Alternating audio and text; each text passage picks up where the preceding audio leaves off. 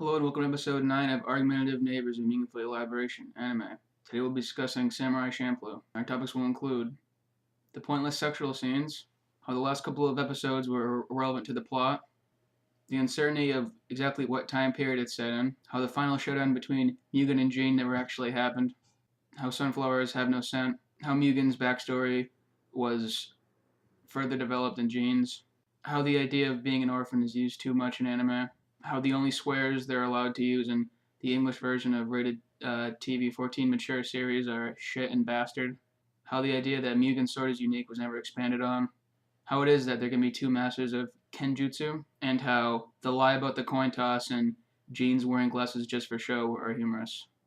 The pointless sexual scenes. The idea of loose women and prostitutes was brought up in the series plenty of times without any real reason for it. None of the characters had ties to the Yakuza or pimps, so there was really no need for it.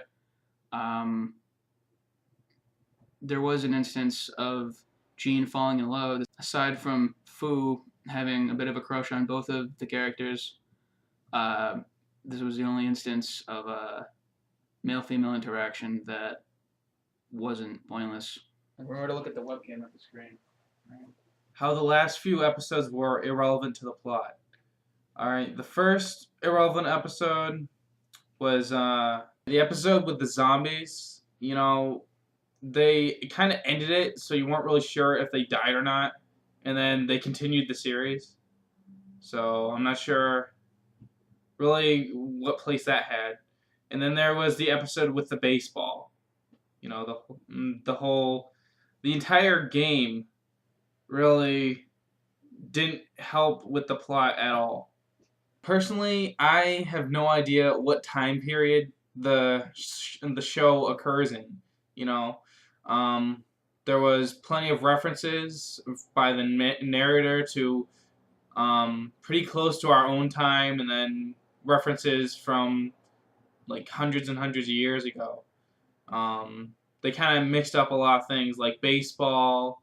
And then there was that one guy who was beatboxing. There were plenty of disclaimers that noted that the show wasn't historically accurate. However, they really weren't too good about keeping to any one specific time. How the final showdown never actually happens.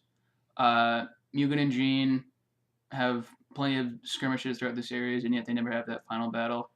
I got the feeling that the show could have continued if they wanted it to. They met the samurai who smelled of sunflowers, but just the final battle that, you felt like it was definitely going to happen didn't, led me to believe that they could have continued this. Sunflowers have no scent. How did Fu, Mugen, and Jean overlook this? Mugen gets more of a backstory than Jean. Mugen has an entire episode dedicated to him where we learn about his rough childhood, and Jean's past is only briefly touched upon with his time in the dojo. How being an orphan is overdone in anime. Of course, one of the prime examples, the two prime examples would be Goku and Naruto. Both of these characters grew up without biological parents, and Fu's mother died and her father abandoned her, so she too is an orphan. All three of the main characters in Samurai Champloo are orphans. Jean was brought up in a dojo. Mugen kind of lived on his own on that lawless island, and Fu was mentioned by Jake. The characters are very limited in the swears that they're allowed to say in the English dub. In the Japanese dubs, they are allowed to pretty much say anything they want.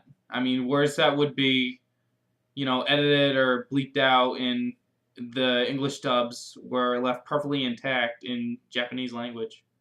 Mugen's sword, its uniqueness had been brought up and pointed out a couple times throughout the show.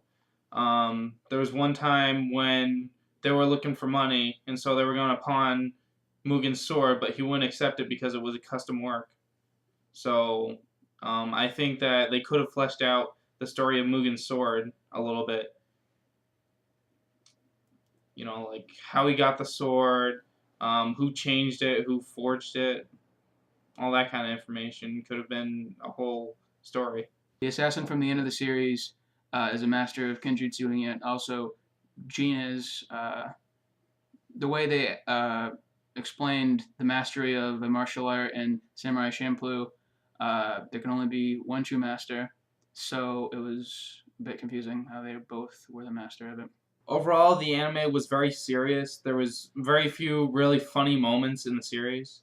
There was the time when they believed Gene was dead and they found his glasses, and Mugen had commented on how he's not going to get far without being able to see, and then Fu points out that he only wears them for show. There was also, at the end of the series, when Fu reveals that the coin toss had actually been tails. You know what, though? They actually did. They really did focus on Mugen more. They even went over. He actually overcame his inability to read. Yeah. They really did like Mugen a lot more. Thank you for watching episode 9 of Argumentative Neighbors and Meaningful Elaboration. The topic for episode 10 has yet to be determined by panelist Tran. So until then, I'm Jake Rose.